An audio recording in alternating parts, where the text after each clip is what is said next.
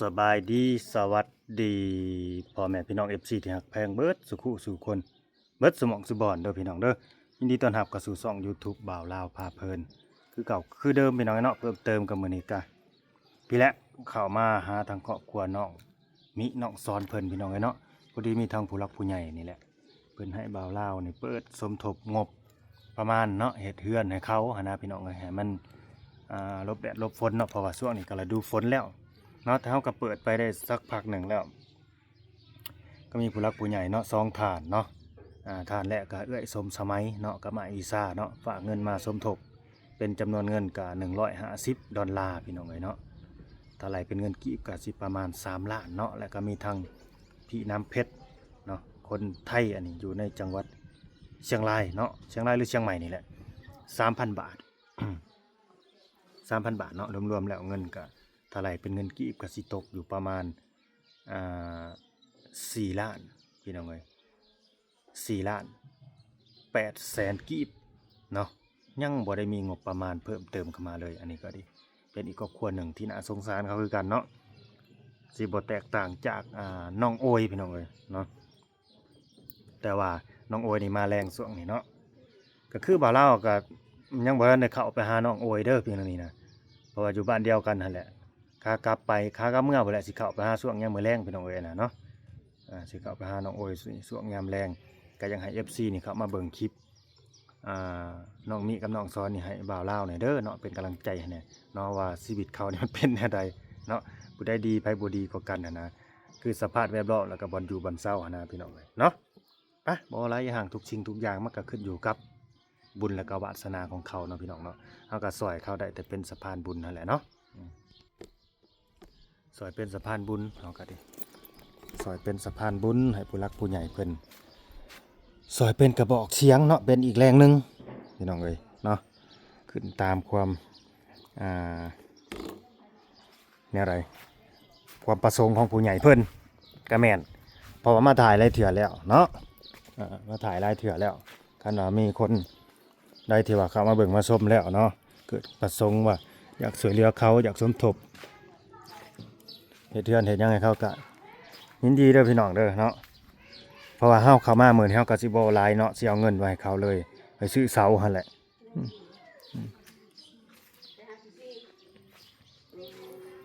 เด้แนวการฝนก็ดิเฟื่องพี่น้องเอ้ยเนาะผูกไม้ขึ้นไปกาดไปเต็งไว้สุดยอดมันสิอยู่บ่ในลมมามันบ่ยกไปเบิดเลยบ่เกือบได้เกือบบ่เกือบมันเอาไปบ่ไปใหม่เอาไว้ก่อนเอาไว้ในกาดไว้ขึ้นมาอยู่เทิงพี่เป็นหยังน้องนี่ไปขึ้นมาอยู่เทิงไงผ่านี่พาขึ้นไปอดไปทนฮ้อนไหนจักเล็กจักน้อย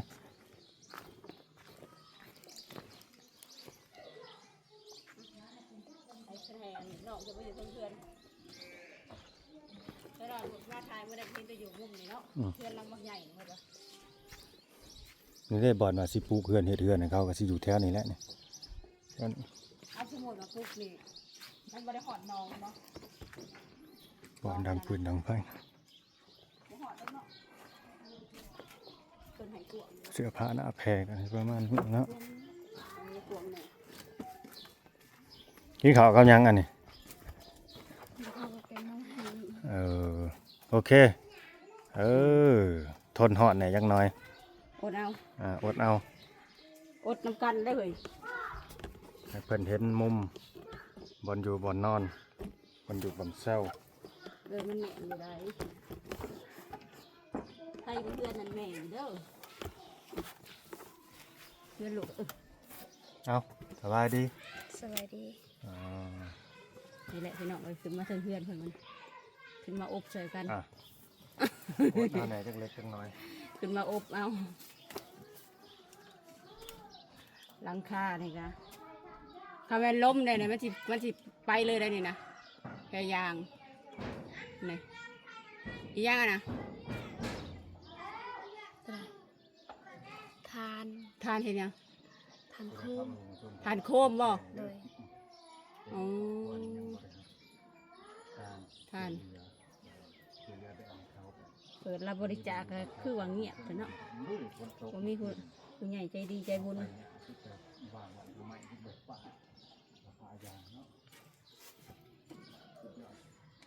คือตากแดดได้บ่มันเลยเป็นไปน้ำปลาจ้ะมันหอนบ่สีมันเลยเปลี่ยนเอาหอนอันนี้เดี๋ยวบาดเลยเนาะหอนบ่หอนโกดเอาเด้อป้าขึ้นมาบันแห้งกันพาเทิงหัวหั่นนะขึ้นมาอยู่เทิงนะแห้งป่องกลางๆอย่างนี้นี่เหลือก มาส้มแล้วอยากช่วยเหลือเขาบริจาคเป็นเงินเป็นยังกันตามแต่เนาะ200,000 เมื่อคืนนี่จะ ถาม ไปน มา อน ทาง อยู่ คอม ไส เมนต์ด้วยพี่น้องเด้อถามมาทาง นอนอยู่นี่ คอมเมน เอา ต์ คือนอนไหน ถามมาทางเกาะคว้ามาเลยเนาะทางเกาะคว้ามาเลยเด้อพี่น้องเด้อ จำเป็น เนาะ นอนแบบจำเป็น มาหาบ่าวลาวได้เลย อืมนอนแบบจำเป็นว่าซะหักบ่เปียกบ่ กับเปียกคือกัน เปียกคือกันคือนอนได้ซะ แบบเปียกบางบอน อืม บางบ่อน เปียกบางวันคือทั้งหัวเนี่ยบ่ได้เปียกบ่ ทางนั้นกับเปียกนอนลุมนี่ เอานอนอยู่ลุ่มนอนตรงกลางเลยบ่ โดย ไปนอนในนคดอยู่บ่ เฮ้ยกดไป นอนคดเอาแล้วเว้ยได้มันเปียกทั้งหัวก็เปียกทั้งลุ่มก็เปียกตายแล้วเนาะคือกะนอนลมแห้ง ลมนอนกับอยู่ตารางเพิ่น แต่ลมแห้งลมอยู่ตารางเพิ่น โดย เขาเพื่อนในนี้บ่ได้บ่ ก็ได้แบบนอนบกล้าเขา บ่กล้าเขา โอ้ย เออ หวังว่าสิบ่ฮักลงเด้อเพิ่นขึ้นมานี่เด้อ บ่ฮักเด้อ แกงหยังแต่เฮิงอะไรอันนี้ แกงหน่อไม้แต้งหวานนี่ แกงละแม่แต่ว่านนี่ โดย เอาไปกินอีกซะบ่ โดย อายแกงละแม่แต่ว่านนี่เอาไปกินอีกว่าซั่น ขี่สาดขู่ใส่นี่ อืม โอ้ เลี้ยวไปเลี้ยวมาบ่เห็นอาบุตรเพิ่นเนาะไว้ป้องกันโตวบ่ในกลางคืน อืม เขี้ยวเล็บ เป็นอะไรไปถามสาวในใดหรือบ่ ได้แล้ว ได้แล้ว ราคาเด้ ราคา1,500 แสน ต้ ห้าน ละ150,000 โดย มาส่งเลยบ่ บ่เพิ่นว่าให้ตัดเอง หัว อืม ตัดเองอีกแต่ไปเลือกเอาแม่นบ่ โดย ไม่หยังเขาว่าไม่หยัง จักไม่หยัง อ้าว ตัดเองแล้วมีรถไปแก่บ่ ก็ขอรถแถวนั้นบ้านนี่แหละ อ๋อนึกว่าตัดเองแหละเขาแก่มาให้เฮาเทือน150,000นี่ไปตัดเอง แกมาเอง แก่มาเองอีกได้นี่เนาะ คันเพิ่นว่า200,000นั่นต้นละ200,000เพิ่นสิตัดมาให้ เออต้นละ200,000เพิ่นตัดมาให้เลย ก็ให้เขาตัดมาให้เลย เอาเป็น200,000เลยบ่ อืม มันจะง่ายเนาะ ง่ายอันนี้ไปหายืมรถยืม อ่า เติมน้ำเหมืองน้ำมันอีก แต่ว่าเฮาไปเลือกเอาแม่นบ่ โดย เขามาตัดมาให้เฮาก็ไปเลือกเอาว่าต้นนี้ต้นนี้ คือ เด้อ เขาไป นะ สิเขาเอาถอย อืม ตัวนี้พอมักตัวนี้ตัวนี้เด้อ ไปเบิ่งเขาตัดนำ โดย บ่แม่นสิเขาตัดมาให้ได้เขาก็ฟาดมาเลยได้ โดย ตัดมา ต้นละ200,000 6ต้น บ่แม่นเฮามาเบิ่งเลยในน้อยในแน่ หกต้นเป็นเงินเท่าใดน้องมิ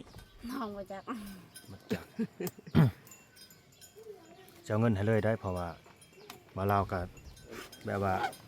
เฮิงๆจังสิได้เข้ามาเดมยากเวียกเนาะมีแต่เอาเงิน ย่าง ให้แล้ว ก็ ก็ เกิดฝนตกหนักๆเขาก็เข้ามากันยากอีก เอาเงินให้แล้วก็แก่เซามาไว้เลย โดย บ่มีโทรศัพท์ก็เลยแม่นบ่ บ่ ทีแรกมันติดต่อกันเนี่ย เอาให้แต่จุบขาเซาเด้อ กระโทรแต่จุบขาเสา เพราะว่าเงินนี่เงินทั้งเบิดทั้งมวลน่ะเงินนั้น4ล้าน8เงิน จะ 4 รว ล้าม น ทั้ง 8 เงิน3นะบ่ แม่นรวมทั้ง 3,000น่ะเป็น รวม 4ล้าน ทั้ง 8เด้อ 3,000 อันนี้ล้าน2ขาเซาเด้อลบเอาห่วย เวลาเอาเงินให้ เอายังให้ก็ตามแต่ให้ยกมือไหว้ขอบใจ เพราะ ก่อ ว่าน ผู้ใหญ่เพิ่นเบิ่งอยู่ นับเบังดูหาฮอดอยู่บ่ล้าน2 12ใบนะนับฮอด12อยู่ตี้ โดย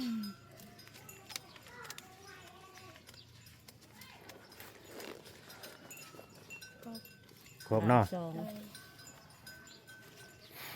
ต้องประหยัดงบได้เพราะว่างบเฮาบ่หลายพี่น้องเอ้ยเนาะถ้าสิเอาให้น้อง ข มัน นาดเฮาเปิดบริจาคมาเนี่ยก็ยังเงียบอยู่เนาะ อ่ะ ยังมีสมออยู่เด้เพราะว่า เอาให้ซื้อเสาแหละ วิวเจ้าน่ะมันบ่ค่อยดีแล้วก็บ่ค่อยมีใครเห็น เอาให้ซื้อเสาล้าน2 เนี่ย เหลืออยู่เท่าไหร่ว่าบาท ว่าพื้นเทือนนี่จะสิได้อยู่บ่แล้วมัน 4 ล้าน ได้ก็สิถึงบ่ ก็เหลืออยู่3 ล้าน แบบบ่มีความหวังนะ 3 ล้าน 6เนาะประมาณนั้นเป็นอีหยังมอมังกรหน่อย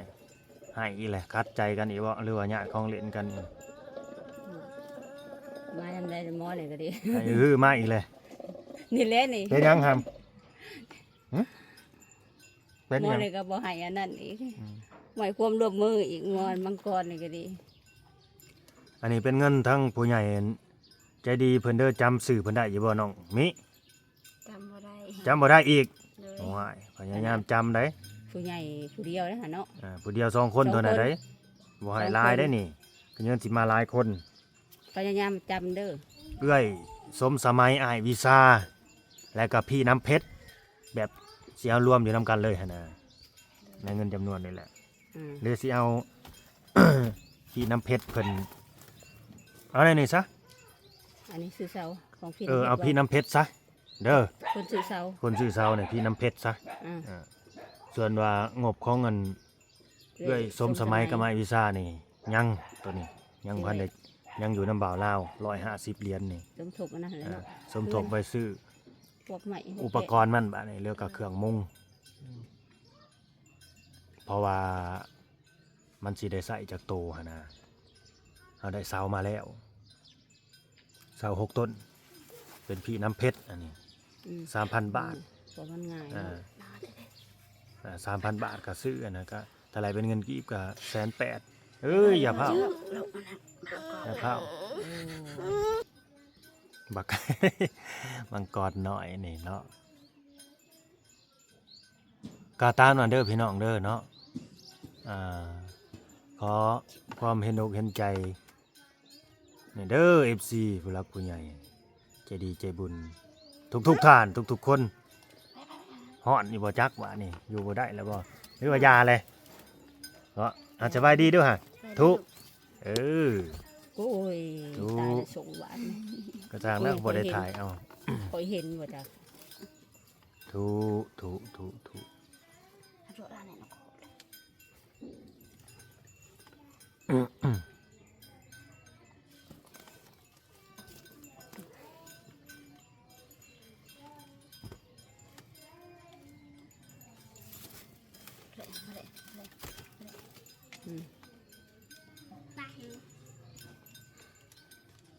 ไม่ใช่ประกาศ สิไปบ่สิลงบ่ ให้ลง ลงห้ำลง แซงก็แซง ลงแซงกะแซงคอยเด้อ อืม คอย แซงนี่คือลงเนาะ เออจับดีๆโอ้ว่ากันไดนี่ก็ พอเห็นใหม่ ให้พ่อเฮ็ดใหม่นี่บ่ได้บ่หึเป็นห่วงลูกพะเนอกอย่ามันตกพะเนอกเวลาขึ้นเวลาลงพ่อกับแม่นี่ก็สร้างมันดอกเด็กน้อยหั่นติ หาตาหน้าใหม่อันนั้นเด้ใหม่บงมาหยัง เอามาเฮ็ดเป็นขั้นน่ะ เลย กันไปตัดนี่สิไปตัดมือใดนี่กันไปให้เขาตัดให้นะ มื้ออื่นก็ได้เมื่อวานนี้เขาเจ้าก็มาทาน อ่าเมื่อวานเขามาถามบอก เลย ไปตัดมาไหวแล้วแหละจะหน่อยคนลงผ่าตกคนลงผ่าตกเลย อืม เว้นยังมันสิยากแต่ว่าบ้านให้ทางยากเลยเนาะทางเขาทางออกนี่คือรถห้านี่ก็ไปมาลำบากเลยพี่น้องเลยหนาคนนี่อยากฆ่าเข้ามาเนี่ยบางทีเขาก็ย่อมเลยมันตกหนักๆนี่มันทางนี่ทีแรกมีเรือเขามาให้บารมี แม่ ทางกับบ้านเจ้านะ แม่ ยากกันเลยการเป็นมอไซค์ก็ยังเจือกหันเจือกหนีคือกัน อืม ทางก็ไกลแต่มันมาหนาฝนนี่ให้ลำบากเข้าไปอีก เอ้า นั่นเลย ไปหากระหายอีกเลยโอเคไปหายนะ โอ้ยกระโมอะไร ไปญาติกันอีกบ่ ญาติอู่กัน โอ้ไปญาติอู่ไปหายนะ นี่คือหายไวเศร้าไวแต่ หมอนั่นอีกบ่แม่นนั่นหมอกรนี่ไปญาติเขา ไปญาติหมอนั่น อืมโอเคสิได้จบคลิปไปซ้ำนี่แหละเอาขอบคุณผู้รักผู้ใหญ่เพิ่นก่อน พี่น้ำ ขอบ เพชร คุณพี่น้ำเพชร ขอบคุณพี่น้ำเพชร ที่ฝากเงินมาสม ที่ ทบ ฝากเงินมาสมทบให้ แต่ต้อง น้อบ อง กให้จำได้ว่าในขอบคุณนะ ให้ฮะ บ่เวลาขอบคุณน่ะแบบเจ้าหนาน่ะให้เว้าเอง ให้พี่น้ำเพชรร่ำรวยเงินทอง ให้พี่น้ำเพชรร่ำรวยเงินทอง สุขภาพแข็งแรง สุขภาพแข็งแรง อย่าเจ็บอย่าจน อย่าเจ็บอย่าจน อ่าตามขอบคุณสะพานบุญน้ำแหละครับจบ ขอบคุณสะพานบุญดาวลาวขอให้ร่ำให้รวย ให้ร่ำให้รวยกว่าเก่า สาธุ สุขภาพแข็งแรง สาธุเจ้าคือกันเนาะให้ดีมีแห้งมีผู้รักผู้ใหญ่เพิ่นซอย